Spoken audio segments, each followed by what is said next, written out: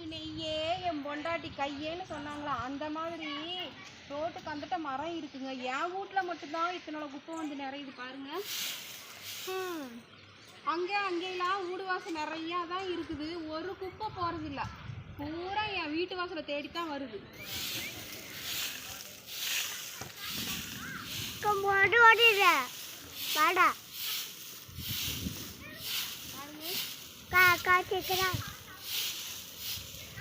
என் மேலே உனக்கு என்னதான் கோபமோ தெரியல, எனக்கு வேலை வச்சு விட்டுட்டே இருக்குதுங்க.